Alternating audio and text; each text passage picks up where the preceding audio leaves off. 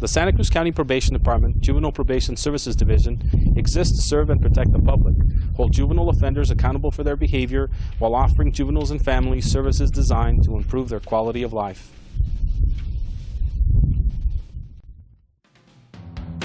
Juvenile probation officers monitor and supervise juveniles that are placed on probation in order to ensure that juveniles are following what a judge has ordered them to do. Probation officers are an extension of the court. Rest assured that probation officers are here to help you, not judge you.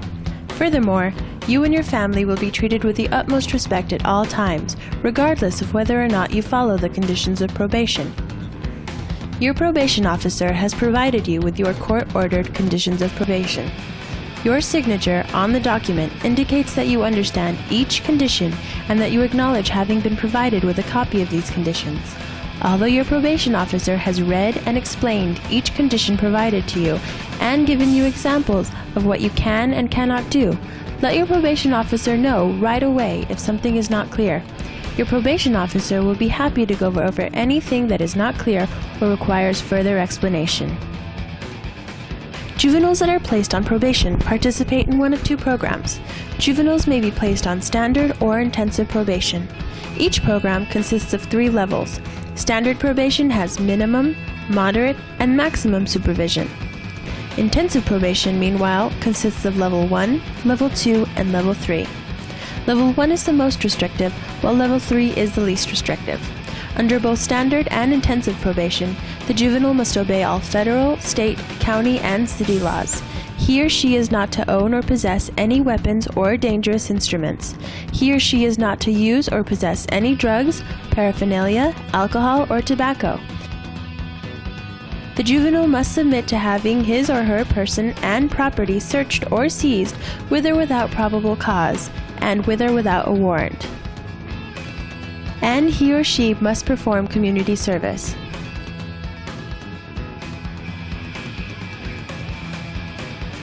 Standard probation is used primarily for juveniles who have had little, if any, contact with the juvenile justice system.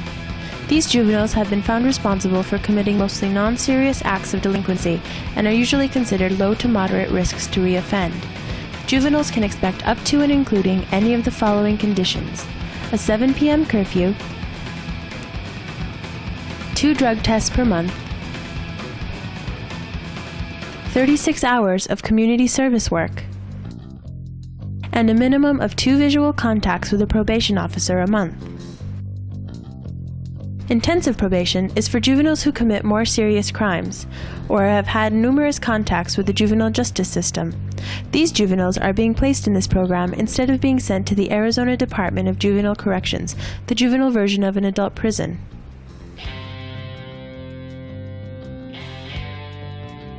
The probationer is to remain in residence at all times.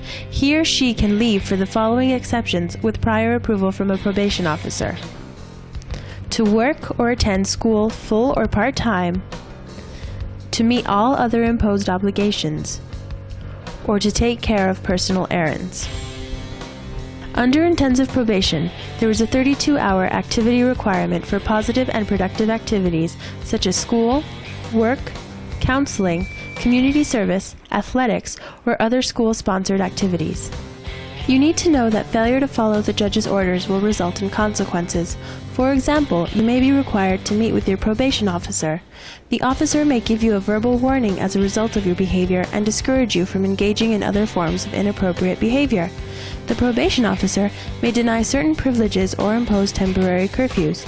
Officers may also require you to perform extra community service work. In addition, you may end up being arrested and taken before the court if you fail to follow your terms of probation. The action taken by your probation officer will depend upon the type of behaviors you exhibit. You need to know that if you do not follow your conditions of probation, the restrictions placed upon you will increase. The judge may place you on intensive probation. If you are placed on intensive probation and fail to comply with your conditions, it is possible that you may serve time in detention at the local juvenile detention facility. You may also be sent to the Arizona Department of Juvenile Corrections for a period not to exceed your 18th birthday if you do not follow what the judge has ordered. We encourage you to follow the conditions of your probation. Remember, if you follow the judge's orders in their entirety, you will not be subject to further consequences. Just as your consequences increase when you do not behave properly, you will see less restrictions over time when you exhibit appropriate behavior. Probation officers are committed to recognizing and rewarding those juveniles who put forth a good effort and who follow their conditions. If you have any questions or concerns, you may contact your probation officer at 375-7640. You may speak with him or her by telephone, or you may request an appointment.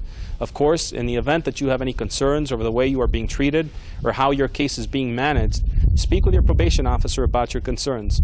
If you are not satisfied with whatever explanation is provided to you, request to speak with the juvenile probation supervisor. A supervisor will be happy to meet with you to discuss any concerns that you may have. Juvenile probation supervisors can also be reached at 375-7640.